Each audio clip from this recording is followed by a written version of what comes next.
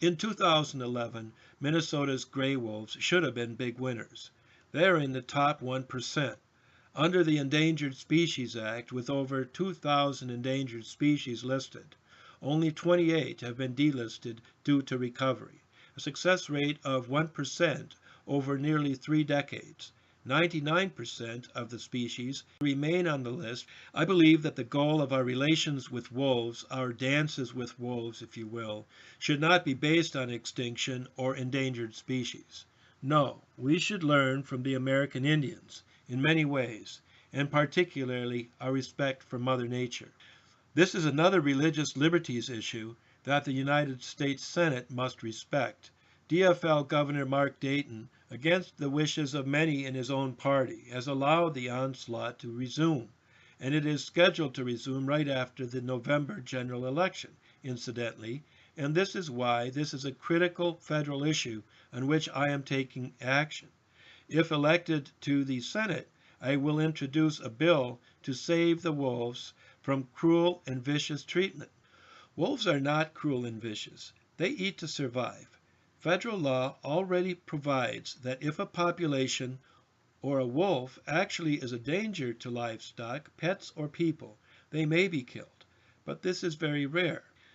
Slide, federal government mistreatment of Canis lupus, scientific name for gray wolf. Canis lupus is the scientific name for gray wolf.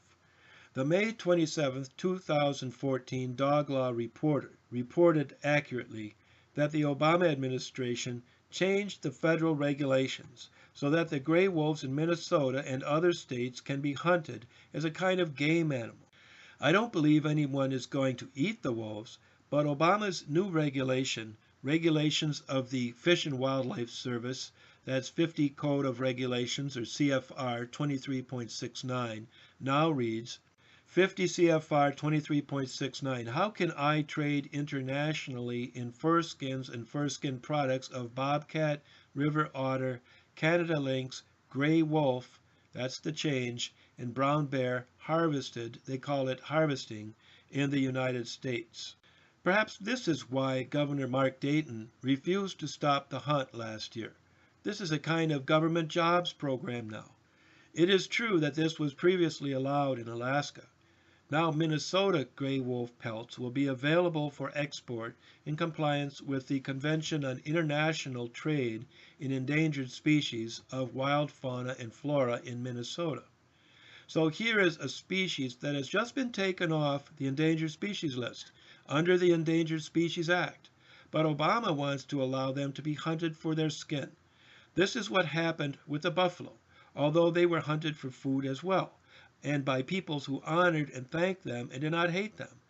There are beautiful buffaloes at the Como Park Zoo in St. Paul today. Naturally, in the Senate, I will subject this regulation to change through our Senate oversight responsibility. It will be easy to work across states because the gray wolf is found throughout the 48 states. Dog Law continues that, quote, there will be no shortage of takers among the states that have been clamoring to offer hunters the opportunity to reduce their wolf populations. In 2012, Scientific American reported that 23,000 people from across the United States applied for Minnesota wolf hunting permits, which could cost up to $250. At the $100 fee for an export license the Obama administration is charging, there will be a long line of hunters and companies looking to profit from the deaths of wolves.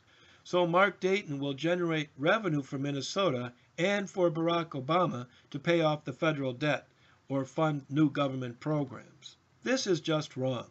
First of all, we benefit from our tourism. Fishing, beautiful lakes, some hunting for the traditional sport.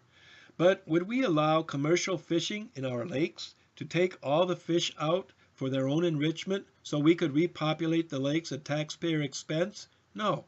There is an ecosystem that is the property of all and is not to be raped for profit. Same with wolves. This is a giant cultural shift by the Obama administration, introducing commercial hunting into our tourism ecosystem, which celebrates nature and our value of love of nature and respect for life. It has to be stopped. The Fish and Wildlife Service, the federal agency carrying out these Obama administration changes, issued a report on litigation over gray wolf delisting as follows, quote, "The U.S. Fish and Wildlife Service does not comment on active legal action. However, gray wolves are thriving in the western Great Lakes region.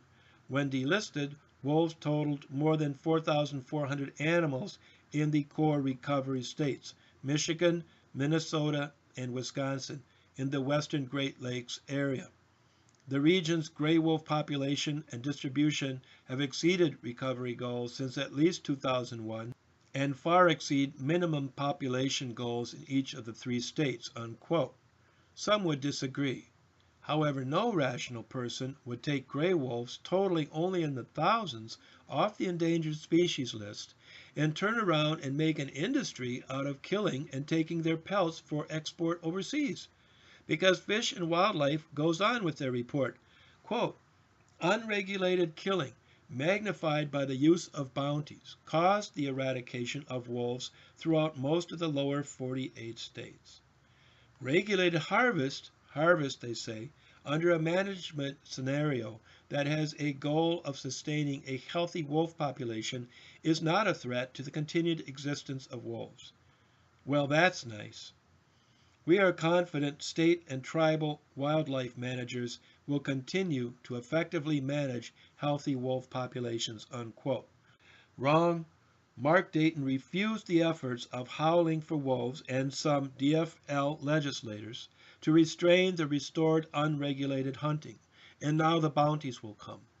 It's not regulation, it's like turning a spigot on and off. There are no values here, no scientific understanding of what we are doing to this critical species. Here's a picture of a wolf pelt that's sold out of Alaska, the only state where this trade was legal prior to the Obama administration. So Congress should at least have a policy of regulation of the killing of wolves. Does Minnesota, whose natural resources are already being taken from us for trade such as sulfide mining in the Boundary Waters Canoe area, now want to harm our tourism industry and ecosystem by opening up a wolf killing industry by companies and other hunters? If we open season on wolves to enrich some exporters, what will happen to the natural ecosystem? What will happen to our tourism, not to mention our reputation as a state? So last year, legislative committees brought up the issue of regulating the delisting of the gray wolf, and the Democrats pretended to be concerned over humaneness. But Obama and his unleashing of a wolf-killing industry has preempted any such pretensions. And so Congress must now exercise its oversight function to allow the legislature to bar this in Minnesota. There are a number of possible arrangements. Stop the killing of the wolves, which the hunters are doing for the lust of hunt. Soon all of the wolves will disappear in the hands of evil hunters. The unjust hunt and suffering of these animals is not godlike or Christian.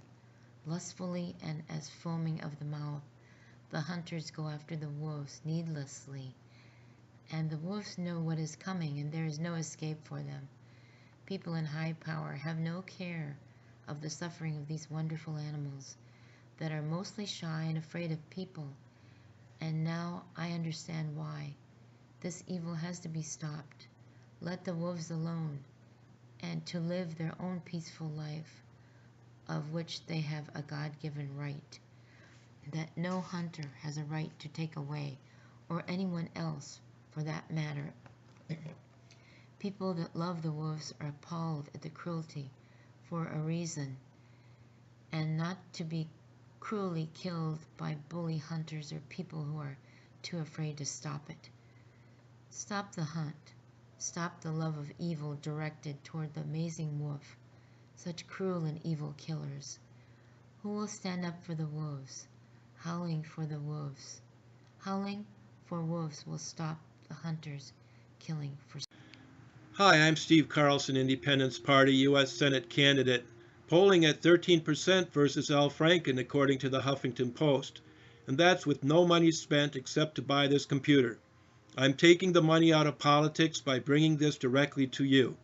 I know you're busy looking at how or if you're going to vote in Tuesday's August 12th primary election. I want to let you know what I will do to save the wolves if you vote me into the general election, and I can raise this in debates and campaign discussion.